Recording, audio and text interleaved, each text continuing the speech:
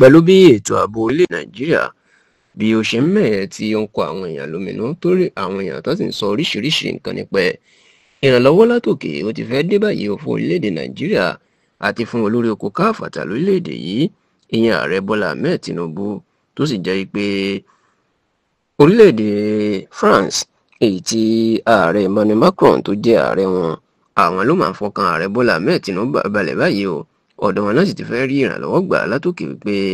àwọn yóò ran Tinubu lọ́wọ́ lórí ètò ààbò orílẹ̀-èdè Nàìjíríà láti kojú àwọn afẹ̀míṣòfò ní àwọn apààyàn àtàwọn ajínigbé tó ń da orílẹ̀-èdè Nàìjíríà tó ń dà wọ́n ní àmú. Ẹ rántí wípé lẹ́nu ọjọ́ mẹ́ta ètò ààbò orílẹ̀-èdè Nàìjíríà ló mẹ́hẹ bí àwọn Fúlàní apààyàn àtàjínigbé tìjọba fún lórúkọ báńdíìtì bó ṣe ń pa èèyàn bẹ́ẹ̀ náà jiyàn gbé, tó sì jẹ́ pé ọ̀rọ̀ ọ̀hún ó ti wá fẹ́ máa kárí gbogbo orílẹ̀-èdè Nàìjíríà. Ṣùgbọ́n nígbà tọ́rọ̀ ọ̀hún tí ó tó burú sí i, ó ní ààrẹ tí gbàgbọ́ wà pòun ló lágbára jù gbogbo ayé, ìyẹn ààrẹ orílẹ̀-èdè United States of America, ìyẹn ààrẹ Donald Trump, tó fi ọ̀rọ̀ síta níbi tó ti jẹ́ kó di mọ̀ pé ìpànìyàn àti ìṣekúpani tó ń lọ lórílẹ̀-èdè Nàìjíríà ó ní àwọn Kìrìsìtẹ́nì nìkan ni wọ́n fi ń gbógun tì náà fi ń takò. Ààrẹ Donald Trump kéde wípé orílẹ̀-èdè Nàìjíríà ti di orílẹ̀-èdè tó léwu fún àwọn Kìrìsìtẹ́nì láti gbé àti láti jọ́sìn, èyí tó ń pè ní Country of Particular Concern CPC ní orílẹ̀-èdè United States of America. Bẹ́ẹ̀ ni ààrẹ Donald Trump ó tún fi kún wípé bí ààrẹ Bọ́lá Ahmed Tinubu bó bá lajúlẹ̀ tí ò ṣe nǹkan kan sí bó ṣe ń pa àwọn Christian nìkan ní Nàìjíríà, ó ní òun yóò kó àwọn ọmọ ogun òun àwọn sójà Amẹ́ríkà, òun yóò kó wọn wọ orílẹ̀-èdè Nàìjíríà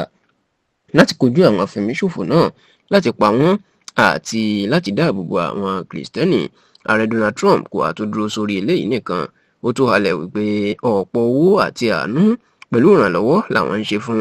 orílẹ̀-èdè Nàìjíríà lọ́dọọdún, tí Donald Trump sì ní pẹ̀lú bá ṣe ń pa àwọn Kìrìsìtẹ́nì tíjọba Nàìjíríà tí wọ́n ṣe nǹkan kan sí tán lajú sílẹ̀, ó ní láti àsìkò náà lọ àwọn yóò padà dá owó ìrànlọ́wọ́ àti gbogbo nǹkan àánú táwọn ṣe fún Nàìjíríà, àwọn yóò padà dá gbogbo ẹ̀ dúró. Ṣá o, nígbà tí ọ̀rọ̀ yìí tó ti dàbí pé Amẹ́ríkà ń fẹ́ gbógun ti Tinubu lórí ọ̀rọ̀ yìí, níṣe ni ilẹ̀kùn míì ló máa ṣe fún ààrẹ Bọ́lá Ahmed Tinubu láti ilẹ̀ òkèrè lọ́dọ̀ orílẹ̀-èdè míì tó tún lágbára, ìyún orílẹ̀-èdè France, nínú àpilẹ̀kọ tàbí kápẹ́ lọ́rọ̀ tí olórí oko orílẹ̀-èdè náà Emmanuel Macron tó fi sórí ẹ̀rọ ayélujára X tó ń jẹ́ Twitter tẹ́lẹ̀, ni ó ti jẹ́ kó di mímọ̀ wípé òun àtààrẹ Bọ́lá Ahmed Tinubu àwọn ti bára wọn sọ̀rọ̀ lórí ètò ààbò orílẹ̀-èdè Nàìjíríà. Bẹ́ẹ̀ ni Emmanuel Macron wá jẹ́ kó di mọ̀ ipò òun fọkàn gbogbo ọmọ Nàìjíríà, orílẹ̀-èdè Nàìjíríà àti ààrẹ Bọ́lá Ahmed Tinubu balẹ̀ pé